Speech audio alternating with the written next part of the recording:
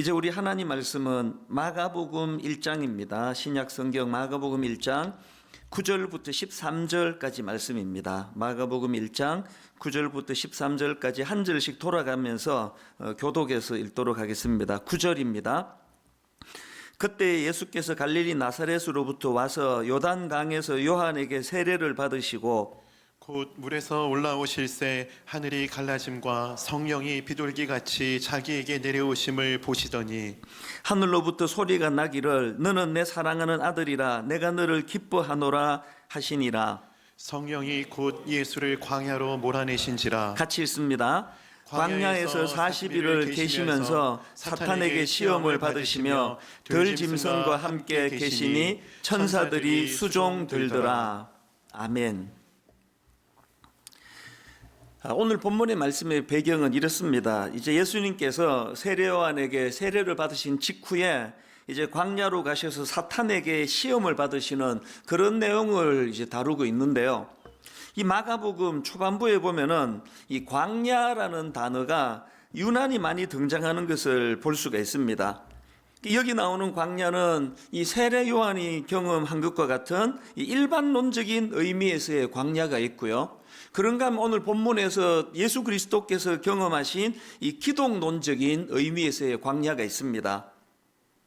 우선 그 세례 요한을 포함한 많은 사람들이 경험하는 이 일반론적인 광야에 대해서 좀 살펴드리자면 이 성경이 말하는 광야를 한마디로 정의하면 이렇게 정리할 수가 있습니다. 광야는 무엇인가?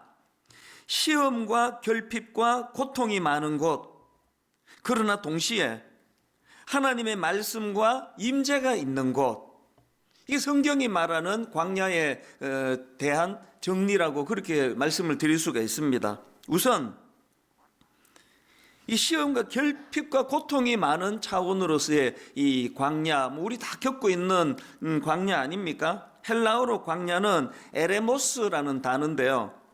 이 단어는 빈들, 또 광야 이렇게 번역되기도 하고, 그런가 하면은 쓸쓸한, 또 적막한, 또 황폐한, 이런 뜻으로도 쓰여지는 단어입니다. 그러니까 광야는 글자 그대로 고독과 결핍의 상징입니다. 이렇게 고통이 많은 부정적인 느낌을 주는 게 이게 광야인데요. 그러나 아까 정리해 드린 것처럼, 그러나 또 다른 한편으로 보면은 이 광야는 하나님의 임재와 말씀이 있는 곳이라는 굉장히 긍정적인 의미도 담겨져 있습니다. 예를 들면 여러분이 잘 아시는 야곱이 경험한 광야가 바로 그런 의미의 광야 아닙니까? 그는 모태신앙인이지만 하나님 의지하기보다는 자기 장교를 의지하고 그 권모술수에 능하고 그런 짓을 저지르다가 부작용이 생깁니다. 그래가지고는 이제 집을 떠나 도망가는 신세가 되었는데요. 그 과정에서 이제 광야를 만나지 않습니까? 창세기 28장 10절, 야곱이 브엘세바에서 떠나 하란으로 향하여 가더니 한 곳에 이르러는 해가 진지라 거기서 유숙하려고 그곳에 한 돌을 가져다가 베개로 삼고 거기 누워 자더니, 그 장면 이렇게 상상만 해도 그 서글프고 처량하지 않습니까? 이게 야곱이 경험한 광야예요. 그런데 놀라운 거는 야곱은 그 절망적인 광야에서 하나님의 임재와 말씀을 경험하는 놀라운 경험을 하게 되는데요. 그게 28장 16절입니다. 창세기 28장 16절. 야곱이 잠이 깨어 이르되 여호와께서 과연 여기 계시거늘 내가 알지 못하였도다. 모태 신앙이고 할아버지가 아브라함이고 다 소용없습니다. 그저 자기 장교를 의지하고 하나님의 말씀을 따르지 않고 그러면 세상 사람보다도 더 못한 자리에 빠지는 게 그게 우리들의 모습이라는 걸 아셔야 됩니다. 그랬던 참 영적으로 초라한 야곱이었지만 그가 광야를 경험했기 때문에 빈들 아무도 없는 그 삭막한 곳에서의 그런 절망적인 밤을 경험했기 때문에 여호와께서 과연 여기 계시거늘 내가 알지 못하였도다, 이 놀라운 깨달음을 또 얻게 되는 이게 또 야곱이 경험한 광야라는 것입니다. 이런 일이 어떻게 가능하다고요? 제가 앞에서 이 광야라는 단어의 헬라어가 에레모스라고 말씀을 드렸는데 이 에레부스가 쓸쓸한, 적막한, 황폐한 이런 뜻이 있다고 말씀드리지 않았습니까? 그런데 그 구약 성경의 언어인 히브리어로 이 광야는 미드바르라는 단어예요. 이 미드바르라는 단어는 이 말씀이라는 뜻을 가진 다바르에 해당되는 어원을 내포하는 단어가 미드바르예요. 이 야곱이 경험한 게 딱 이게 미드바르 아닙니까? 그 광야의 이 너무나 그 순기능 중에 하나가 하나님의 말씀과 하나님의 임재를 경험할 수 있는 곳이 광야다. 그래서 어린 왕자로 유명한 프랑스의 소설가 생텍쥐페리가 이런 말을 했습니다. 사막은 죽음과 불모의 장소가 아니라 무한한 영감과 생명의 본질을 품고 있는 곳이다. 이걸 신앙적인 언어로 살짝 좀 정리를 다시 하면은 광야라는 것은 죽음과 불모의 장소이기도 하지만 또 한편으로는 하나님의 무한한 영감과 생명의 본질을 품고 있는 곳이 광야다. 그렇기 때문에 모든 사람들이 다 피하고 싶은 게 광야지만, 너무나 황량하고 쓸쓸하고 시험이 많은 곳이 광야지만, 그러나 때로 하나님께서는 우리를 강제적으로 광야로 몰고 가실 때가 있습니다. 왜? 거기에 영적으로 유익이 담겨 있기 때문입니다. 이게 일반론적으로 말하는 광야라고 말씀을 드릴 수 있다면, 오늘 본문에서 예수님이 겪으신 광야는 이런 일반론적인 차원의 광야와는 격이 다른 또 다른 의미의 이 기독론적인 광야라는 깊은 의미를 내포하고 있다고 말씀을 드릴 수가 있습니다. 예수님께서 오늘 본문에서 겪으신 이 광야는 한마디로 말하면 이 왕의 승리를 선포하는 차원에서의 광야입니다. 이게 무슨 말씀인가 하면은 이 구약에서의 광야는 실패의 상징 아닙니까? 자, 시편 95편 8절부터 11절을 보십시오. 너희는 머리바에서와 같이 또 광야의 마사에서 지냈던 날과 같이, 여기도 광야가 나오네요. 광야의 마사에서 지냈던 날과 같이 너희 마음을 완악하게 하지 말지어다. 그때에 너희 조상들이 내가 행한 일을 보고서도 나를 시험하고 조사하였도다. 내가 40년 동안 그 세대로 말미암아 근심하여 이르기를 그들은 마음이 미혹된 백성이라 내 길은 알지 못한다 하였도다. 그러므로 내가 노하여 맹세하기를 그들은 내 안식에 들어오지 못하리라 하였도다. 한마디로 말하면 구약의 이스라엘 백성들은 그 광야 기간 동안에 하나님께 불순종하며 하나님을 근심하게 하고 노엽게 만드는 그런 자리에 빠졌기 때문에 구약 이스라엘 백성들에게 있어서 광야는 실패의 장소예요. 그런데 오늘 본문에서 예수 그리스도께서는 그 실패의 자리인 광야로 가셔서 사탄을 이기는 승리하시는 왕의 모습으로 그렇게 이 광야를 사용하고 계신다는 겁니다. 여러분, 그 마가복음의 첫 시작인 마가복음 1장 1절 기억하시죠? 하나님의 아들 예수 그리스도의 복음의 시작이라, 여기 나오는 복음의 시작이라 할 때 이 복음이 유앙겔리온, 이게 굿뉴스라 그랬잖아요. 복된 소식, 기쁜 소식이다. 어떤 의미에서 이게 복된 소식이냐? 예수 그리스도께서 왕으로 세상에 오셨다. 이런 의미에서도 이것이 굿뉴스지만 더 궁극적으로는 왕으로 오신 예수 그리스도께서 승리자로 오셨다. 예수 그리스도는 승리하신 왕이다. 이것이 굿뉴스라는 겁니다. 왜 이게 의미가 있습니까? 마가복음의 1차 독자라고 할 수 있는 그 당시 로마에 있던 그리스도인들은 절망적인 상황에 빠진 거 아닙니까? 로마 대화재 사건 방화 책임자로 몰려가지고 엄청나게 고문을 당하고 수많은 그리스도인들이 목숨을 잃고 학살당하는 이런 절망적인 상황에 빠져있던 그 로마에 있는 성도들을 향하여 마가가 마가복음을 기록하면서 무슨 말씀을 전하고 싶은 겁니까? 절망하지 말라는 겁니다. 지금 눈으로 보이는 이 현실은 너무나 고통과 절망이지만, 그러나 유앙겔리온, 예수 그리스도가 승리하셨다. 우리를 다스리는 왕은 승리하신 왕이시다. 그래서 전에도 말씀드렸지만 마태복음처럼 낳고 이런 설명 하나도 없습니다. 거두절미하고 바로 유앙겔리온, 승리하신 왕. 똑같은 맥락으로 지금 마가가 강조하고 싶은 게 뭐냐? 그래서 여러분 오늘 이 본문을 보면은요, 막 엄청나게 강한 표현으로 그렇게 묘사하는 것을 느낍니다. 본문 12절을 보십시오. 성령이 곧 예수를 광야로 몰아내신지라. 이 단어가 막 얼마나 강한 단어입니까? 여기 보면은 지금 두 번에 걸친 강조점. 성령이 곧 무슨 뜻입니까? 즉시로 또 예수를 광야로 막 몰고 가신지라. 이게 뭐 성령님이 막 예수님을 강제로 뭐 어떻게 했다는 그런 의미가 아니고요. 이거는 사안의 급박성이에요. 이 일이 너무나 중요하기에. 왜 이 일이 너무나 중요합니까? 이제 이 광야에서의 주님의 그 사단에게 시험 받으시는 이 일이 끝나자마자 이제 예수님의 하나님 나라의 선포와 공생애가 이제 본격적으로 시작이 되거든요. 마가는 뭘 알리고 싶은 겁니까? 마가에 있는 절망하는 수많은 독자들에게 이후로 너희들이 예수 그리스도의 행적을 한마디 한마디 살펴나갈 때에 전제가 있다. 그분 우리 왕이시다.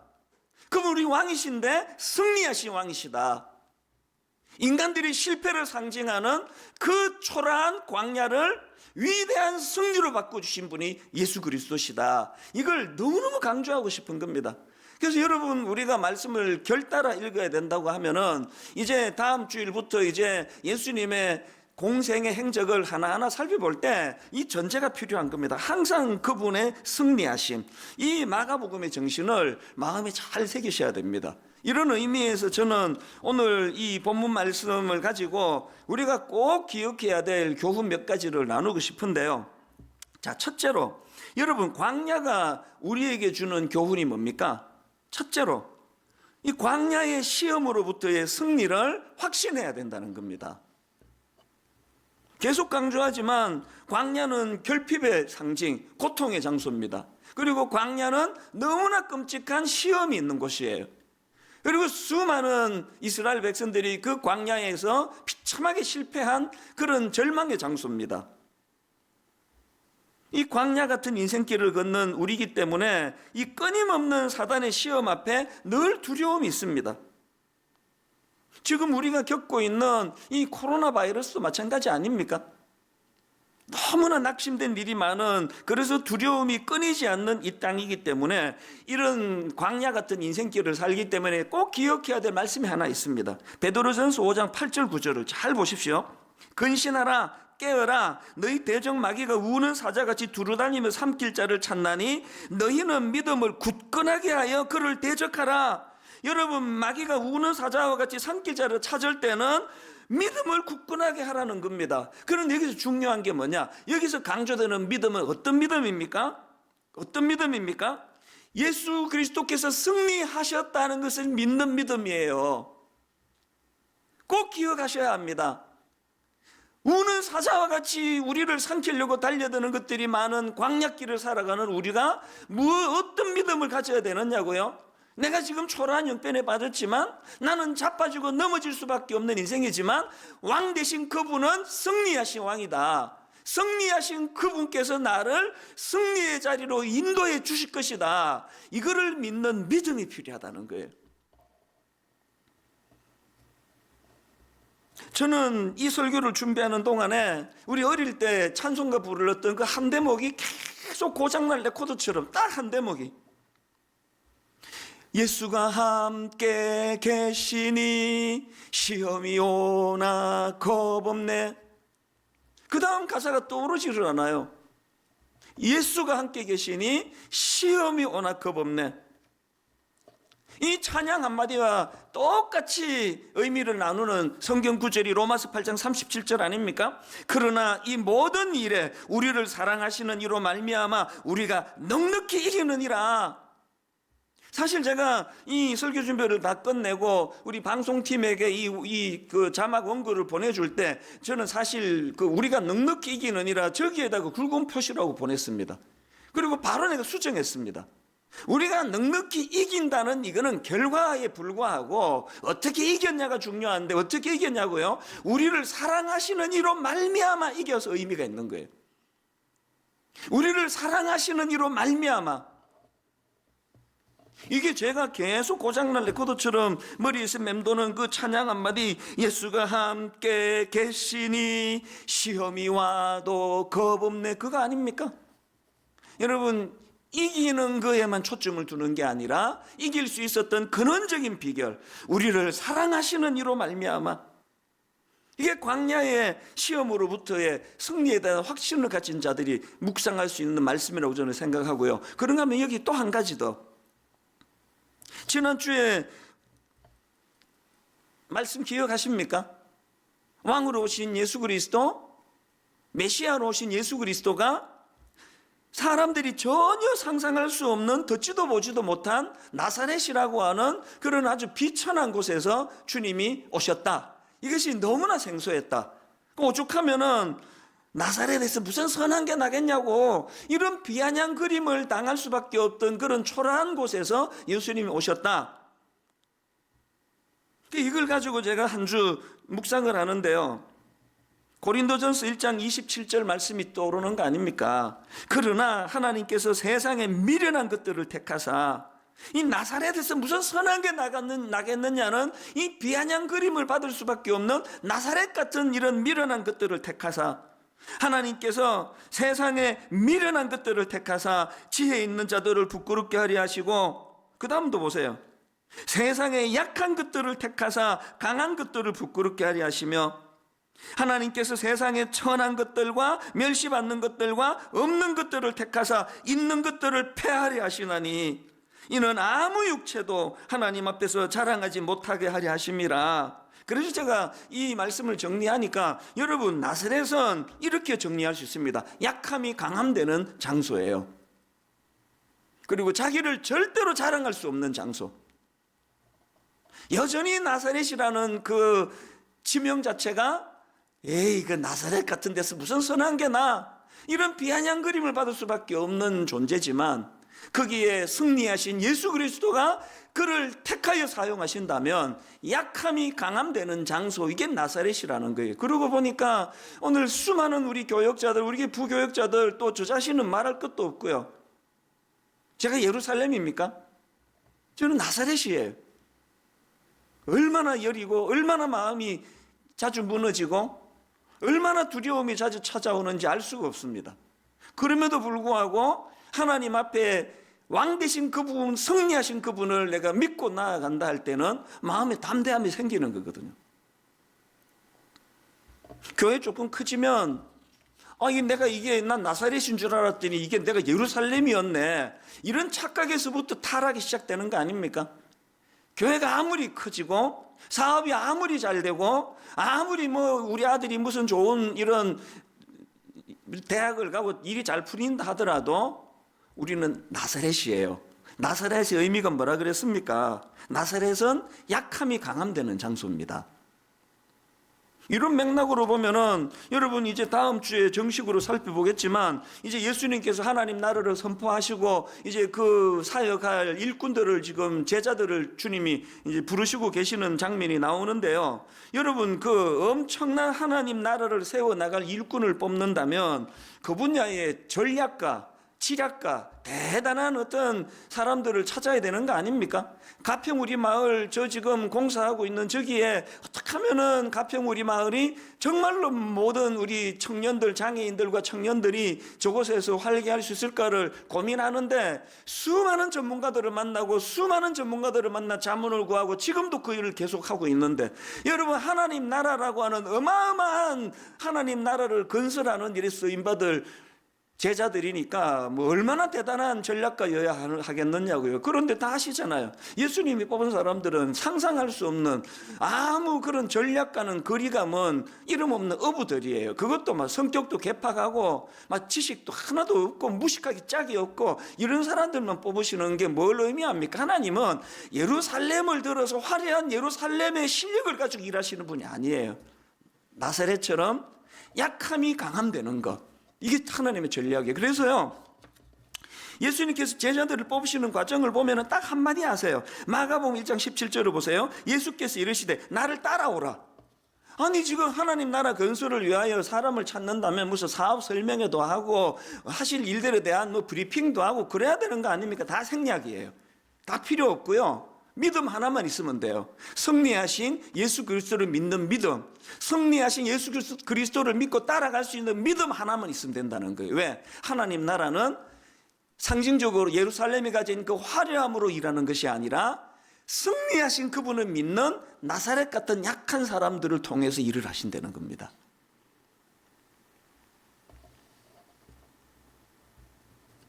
오늘 이 확신을 가지고 있다면 내가 가진 실력과 그 무엇으로 광야의 시험을 이겨내는 존재가 아니라 나는 절대로 이길 수 없는 나약한 존재지만 이미 승리하신 예수 그리스도, 그분이 내 삶을 통치하시는 왕이시라는 그 믿음으로 광야에서의 여러 시험들을 승리할 것이라는 확신을 가지고 나아가는 믿음의 형제 자매님들 되시기를 바랍니다. 그런가 하면 두 번째로 우리가 광야와 관련해서 기억해야 될 교훈이 하나 더 있는데요. 여러분, 우리는요, 이건 믿어야 돼요. 광야에서는 이 성령님의 인도하심을 받아야 한다는 것, 이걸 우리가 꼭 기억하셔야 됩니다. 여러분, 오늘 본문에 예수님께서 광야에서 시험 받으시기 직전에 무슨 일이 있었습니까? 예수님께서 세례를 받으셨습니다. 그리고 그 과정에서 강력한 성령 충만을 경험하시잖아요. 자, 9절부터 한번 보십시오. 그때에 예수께서 갈릴리 나사렛으로부터 와서 요단강에서 요한에게 세례를 받으시고 곧 물에서 올라오실새 하늘이 갈라짐과 성령이 비둘기같이 자기에게 내려오심을 보시더니 하늘로부터 소리가 나기를 너는 내 사랑하는 아들이라 내가 너를 기뻐하노라 하시니라. 삼위 하나님이 총출동을 하셨습니다.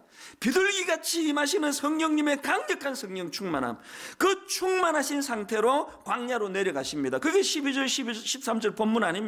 성령이 곧 예수를 광야로 몰아내신지라 광야에서 40일을 계시면서 사탄에게 시험을 받으시며 덜 짐승관계 계시니 천사들이 수종을 들더라. 여러분, 여기 나오는 몰아내신지라 하는 이 말씀은 사안의 급박성을 강조하는 표현이기도 하지만 성령님의 강한 인도하심을 강조하는 표현 아닙니까? 성령의 강력한 역사하심이 있었기 때문에 그 광야에서 우리가 이 본문을 가지고 기억해야 되는 게 뭐냐? 성령님은요, 우리를 광야로 내몰기만 하시고 그대로 방치해 두시는 분이 아닙니다. 성령님은 우리를 광야로 내몰기도 하시지만 그 광야에서 말씀하시고 지도해 주시고 인도해 주신다는 사실입니다. 사도행전 8장에 나오는 빌립도 마찬가지예요. 자, 8장 26절. 주의 사자가 빌립에게 말하여 이르되 일어나서 남쪽으로 향하여 예루살렘에서 가사로 내려가는 길까지 가라 하니 그 길은 광야라. 여기도 광야가 나옵니다. 일어나 가서 보니 에티오피아 사람 곧 에티오피아 여왕 간다게의 모든 국고를 맡은 관리인 네시가 예배하러 예루살렘에 왔다가 돌아가는데 수레를 타고 선지자 이사야의 글을 읽더라. 빌립이 성령이 빌립더러 이르시되 이 수레로 가까이 나아가라 하시거늘. 어떤 상황인가 하면은요, 26절에 보니까 빌립이 지금 주의 사자의 이끌림으로 가사라는 지역으로 가는 길까지 인도함을 받는데 29절에 보니까 주의 사자가 성령님이시라는 것을 알게 되었다는 겁니다. 알 수 있는 거 아닙니까? 그러니까 빌립은 지금 광야의 여정길에 성령님의 인도하심을 받는데요, 그런데 그곳에서 에티오피아 사람 네시를 만나 복음을 전하는데 여러분 다 아시죠? 너무나 그가 순탄하게 복음을 받아들이는 겁니다. 바로 세례를 받겠다 할 정도로. 이런 일이 어떻게 가능했을까요? 성령님의 인도하심을 받는 사람은요, 그곳이 시험과 결핍이 많은 광야라 할지라도 거기에 이런 능력이 나타난다는 겁니다. 우리는 자꾸 이 광야라는 환경을 탓하지 말고 이 광야, 결핍이 많은 이 광야야말로 빌립처럼 성령의 인도하심이 필요하다. 성령의 가이드를 따라 우리도 영적으로 충만함을 힘입어서 말에 권세가 있고 입술에 권세가 나타나 복음이 증거되는 이런 광야로 이것을 활용하기를 원한다. 이런 갈망이 우리에게 필요하다는 겁니다. 그런가 하면 마지막 세 번째로, 여러분, 이 광야가 우리에게 주는 교훈이 하나 더 있는데 그게 뭐냐 하니까 이 광야의 시험을 사명 준비로 성화시켜야 한다는 것입니다.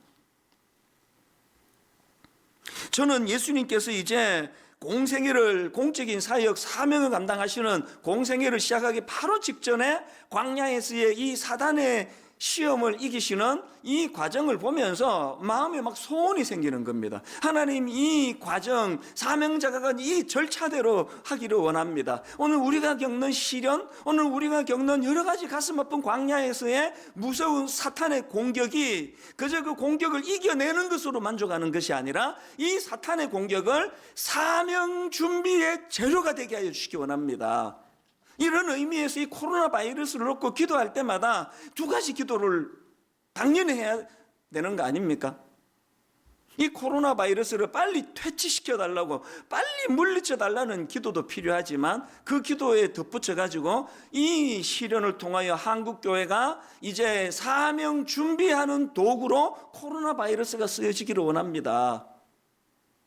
저는 지금까지 살아가면서요, 뭐 어느 한 도시가 어려움을 겪는다, 또 뭐 어느 한 지역이 어려움을 이건 내가 간혹 봤지만 지금처럼 막 전 세계가 동시다발로 미국에서, 유럽에서, 아시아에서, 한국에서, 중국에서, 일본에서 전 세계가 동시다발로 이런 난감한 일을 겪는 건 내가 보다가 본 적이 없습니다. 그러면서 두려움이 뭡니까? 이제 이런 동시다발적인 사단의 공격이 점점 많아질 것이라는 그런 두려움이 찾아오는 거예요. 그렇기 때문에 이거 당장 코로나 바이러스 하나 없애달라고 기도하는 건 아무 의미가 없습니다. 내년에 또 온다 그러잖아요. 어떤 전문가들 얘기를 보면은. 이 코로나 바이러스를 없애달라는 이 기도도 하셔야 되지만, 하나님, 이것이 내 사명 준비의 도구가, 재료가 되게 하여 주시옵소서. 지난주에 저는 어느 젊은 자매님이 보내준 그 편지 한 통에 굉장히 감동을 했습니다. 내용을 한번 읽어드리겠습니다. 목사님, 저는 간호사입니다. 3주 전쯤 코로나 사태로 대구의 일손이 턱없이 부족하다는 기사를 보고 그 자리가 저의 자리는 아니라고 생각했습니다.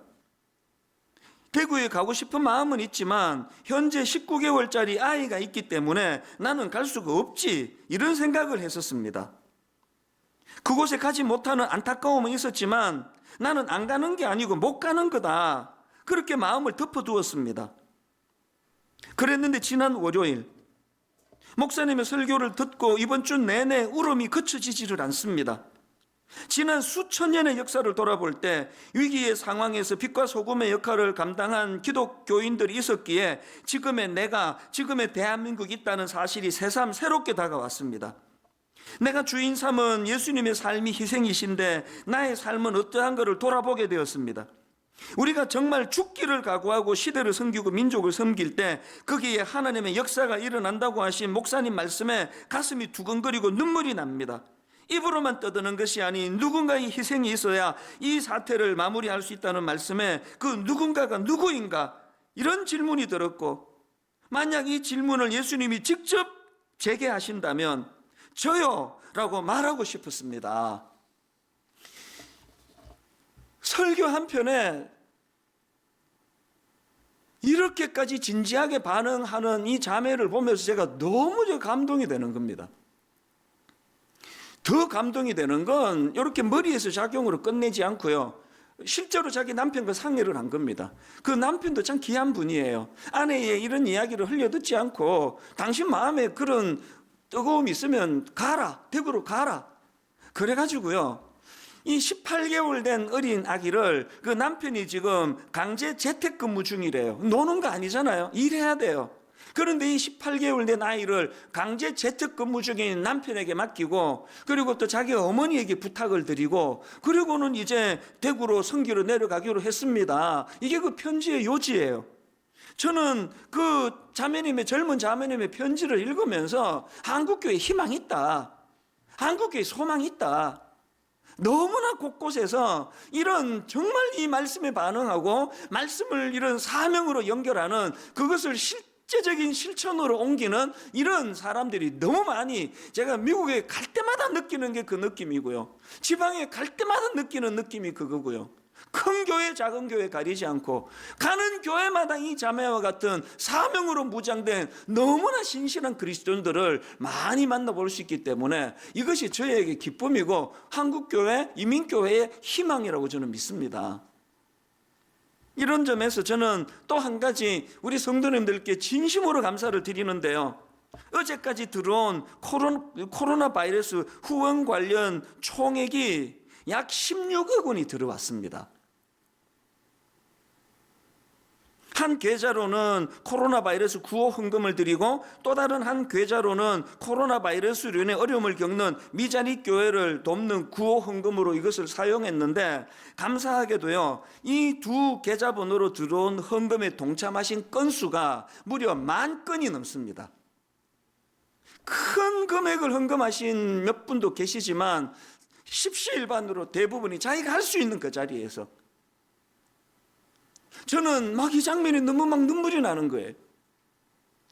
10,000건이 넘는 누군지도 알지 못하는 구호 위에 애쓰는 그분들을 위하여, 누군지도 알지 못하는 미자립 교회를 위하여 그렇게 송금을 잊지 않은 그 손길들이 막 10,000건이 넘는 이 손길들이 머릿속에 펼쳐지니까 얼마나 이것이 감사한지 모릅니다.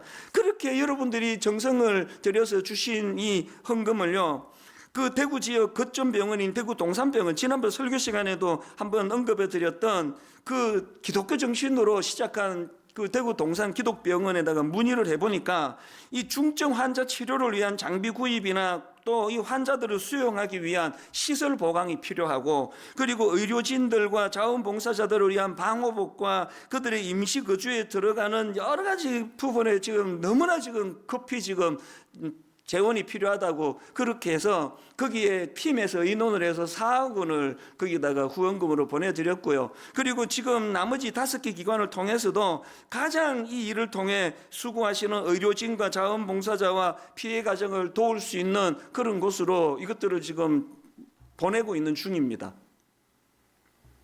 이러고 있는데 지난주인데요, 노회에서 연락이 오셨어요.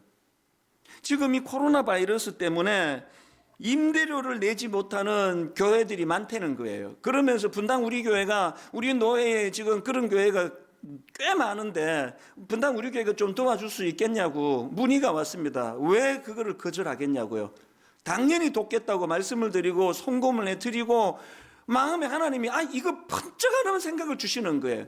이거 하나님이 이거 저에게 명령하시는 거다. 그게 뭐냐? 이렇게 지금 코로나 바이러스 때문에 월세 납부를 못하는 교회들이 많다면은, 그래서 오늘부터 저는 여기서 힌트를 얻어가지고요, 미자립 교회 월세 대납 운동을 벌이기를 원합니다. 조사해 보니까요, 대략 미자립 교회 그 월세가 한 50만 원에서 70만 원 정도, 물론 뭐 그 이하도 많고 그 이상도 많지만 대략 한 50만 원에서 70만 원 사이가 제일 많더라고요. 그래서 그 팀에서 상의하기를, 이제 만약에 한 교회당 월 70만 원씩 후원하기를 3개월치 그 임대료를 대납을 해준다고 한다면, 이제 그동안 미자립 교회를 위하여 여러분이 해주신 헌금 중에 이제 일부는 또 사용을 하고 아직도 이제 일부는 비축되어 있는데, 이 헌금하고 이미 들어온 헌금하고 앞으로 또 해주실 헌금을 모아가지고 대략 추산을 해보니까 적어도 한 400교회 이상을 섬길 수 있는 거예요. 조금만 힘을 쓰면 500개 이상을 섬길 수 있는 겁니다. 이 너무 가슴 벅찬 일 아닙니까? 여러분, 지금까지도 너무나 힘에 겹게 수고해 주신 거 아는데요, 우리 이 꿈을 가지고 우리가 한 번 더 십시일반에서 힘을 모으신다면, 그래서 이제 그 두 계좌번호를 가지고 하나는 이쪽 하나는 저쪽 한 걸 오늘부터는 어느 계좌에다가 송금하시든지 이거는 이제 미자립 교회 월세 대납 운동으로 쓰기를 원합니다. 뭐 몇 교회까지 도울 수 있는지는 하나님만 아시겠지만 그 숫자에 하나님은 무게를 두지 않으세요. 아까 인용해 드렸던 그 젊은 간호사님의 그 선한 마음, 오늘도 십시일반에서 월세를 내지 못하는 미자립 교회, 사실은요 경제적으로 어렵다고 교회가 초라한 거 아닙니다. 지역마다 너무나 아름다운 그런 선한 작은 교회들이 너무 많거든요. 그들을 우리가 힘을 보태드리고 하나님 나라를 세워나가는 일에 용기를 주는 일을 할 뿐만 아니라, 오늘부터 여러분 계속 기도할 때 그런 교회들을 축복하며 기도해 주시기를 바랍니다.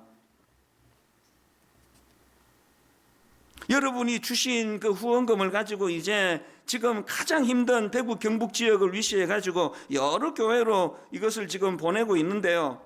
그랬더니 지난주에 많은 연락들을 우리 담당자에게 보내주셨다고 합니다. 그걸 제게 전해주는데 눈길을 끄는 두 표현이 있었습니다. 하나는 이 표현이에요. 개척교회는 아무도 기억해 주지 않는데 이렇게 기억해 주셔서 정말 감사합니다. 이 돈의 문제가 아니라는 거 아닙니까? 관심의 문제라는 거 아닙니까? 개척교회는 아무도 기억해 주지 않는데 이렇게 기억해 주셔서 정말 감사합니다. 이 한 문장이 참 제 마음에 와닿았고요. 그리고 또 눈길을 끄는 문장이 하나 더 있었습니다. 교단이 다르다고 지원을 안 해줄 줄 알았는데 이렇게 교단에 상관없이 지원해 주셔서 감사합니다. 하나님 나라는 매이지 않습니다. 건강한 교회라고 한다면 교단을 불문하고 우리가 섬기고 우리가 도울 때 거기에 성령의 역사가 나타날 줄로 믿습니다. 이제 결론을 맺으면서요, 한마디만 더 언급을 하겠습니다.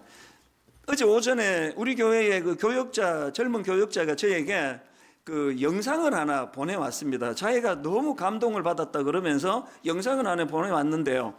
그 영상을 보니까 그 유재석 씨가 진행하는 프로그램이에요. 이제 그가 이제 지금 코로나 바이러스 봉사로 대구에 내려가 있는 어떤 그 자원봉사 간호사님하고 이제 그 인터뷰를 하는데요. 어느 대목에서 이 유재석 씨가 이제 눈물을 흘리는 거예요. 근데 그 어느 대목 자체가 너무 감동적이에요. 계속 이제 좀 감동스러운 이야기를 뭐 유도하는 게 사회자 아닙니까? 그러는데 그 인터뷰하는 그 봉사자 간호사님이 너무 무덤덤한 거예요. 계속 뭐 고충이 뭐냐, 에이 그래도 힘든 게 있을 거 아니냐 계속 유도해내는데 그 봉사자가 한결같이 무덤덤하게 하는 이야기가 우리는 힘들지 않아요. 어렵지 않다니까요. 군데군데 사진으로 막 그 얼굴이 그 다 보셨잖아요. 봉사자들이 그 방독 면을 너무 많이 써가지고 막 여기 진물이 나고 막 그냥 반창고를 바르고 이런 사진은 나가는데 그 봉사자가 계속 뭐 너무나 대수롭지 않게 안 힘들다니까요. 그냥 하는 거죠 뭐. 유재석 씨가 그 대목에서 눈물을 흘리기 시작하는 거예요. 너무 무덤덤하다고, 너무 담담하다고, 너무 당연히 해야 되는 걸 하는 것처럼 그것이 너무 감동이 된다고. 저도 어제 눈물이 나더라고요. 그 영상을 보면서 계속 마음으로 소원했습니다. 저분은 크리스찬이어야 돼. 저분이 크리스찬이기를 바래. 막 사용하는 언어를 보면서 맞아, 저건 교회가 쓰는 용어인데 막 마음에 그런 소원이 들더라고요. 왜 그런 마음의 소원이 들었을까요? 이 코로나 바이러스라고 하는 끔찍한 광야의 시련이 믿는 우리들에게 사명 준비를 위한 도구가 되기를 바라기 때문이거든요. 오늘 우리 삶의 영역에서 그런 막 다 그냥 18개월 애기 내려다 놓고 막 대구 내려가는 이 일만이 큰 일이 아닙니다. 그저 내 삶 속에서 하나님 믿는 자로서 내가 드러내야 될 빛과 소금의 역할은 무엇인지요? 하나님 이 시련을 통해서 이것이 믿는 저희들에게 사명 준비의 도구가 되게 하여 주시옵소서.